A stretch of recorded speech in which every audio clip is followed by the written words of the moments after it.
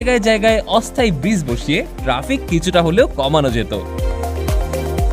বিশাল কোনো কন্টেইনার বা ভারী যন্ত্রপাতি নিতে হলে ৩২ টাকার স্পেশাল ট্রাক ব্যবহার করা হয়, কারণ এই ট্রাকগুলোর প্রতিটা চাকাই আলাদা আলাদা ভাবে নাকি কন্ট্রোল করা যায় যেন ভারসাম্যটা ঠিক থাকে।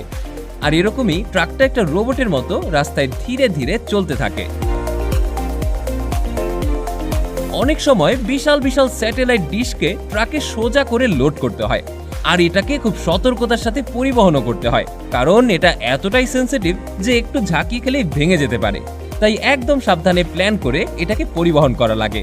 ব্যাপারটা অনেকটাই এমন যেমন আপনার বাসায় নতুন ফ্রিজ আসলে যারা উঠিয়ে দেয় তাদেরকে আপনি বলতে থাকেন, এই মামা আস্তে আস্তে দরজায় লাগবে। তবে এই ক্ষেত্রে মামাদের জায়গায় থাকে দক্ষ কিছু ইঞ্জিনিয়ার আর টেকনিশিয়ান।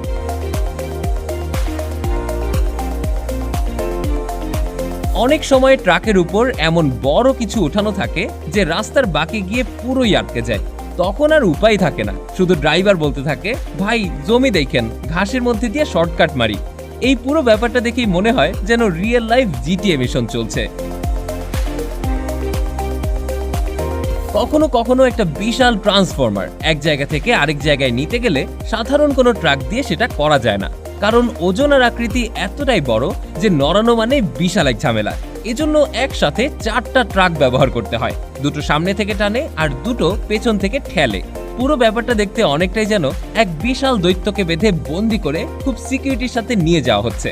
কোন বাঘ কোথায় আসবে, কোন রাস্তায় চাপ পড়তে পারে, সবকিছুর হিসাবই আগে থেকেই করে চলতে হয়, কারণ এতটুকু এদিক ওদিক হলেই বিশাল দুর্ঘটনা ঘটে যেতে পারে। কিন্তু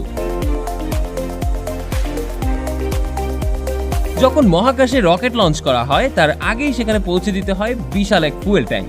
এই ট্যাঙ্কটা এত বড় আর এত ভারী যে পুরো রাস্তা বন্ধ করে দিয়ে আলাদা ট্রান্সপোর্টের ব্যবস্থা করতে হয়।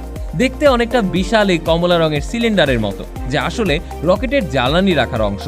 আর যখন এই ট্যাঙ্কটাকে ট্রাকে করে নিয়ে যাওয়া হয় তখন দূর থেকে দেখে মনে হয় যেন কোনো রকেট মাটিতে নেমে এসেছে।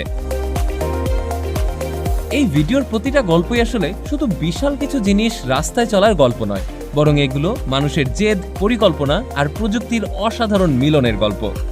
একসময় মানুষ আকাশে ওড়ার স্বপ্ন দেখত, আর এখন আমরা শুধু উড়িই না, উড়ন্ত জিনিসও ট্রাকে তুলে রাস্তায় ঘুরাই। একদিন আমাদের এখানেও হয়তো কেউ বলবে, একটু সরে দাঁড়ান ভাই, সাবমেরিনটা মোড় ঘুরতে পারছে না। তো আজকের আয়োজন এতটুকুই, দেখা হবে নতুন কোনো ভিডিওতে প্রযুক্তির নতুন কোনো দুনিয়ায়।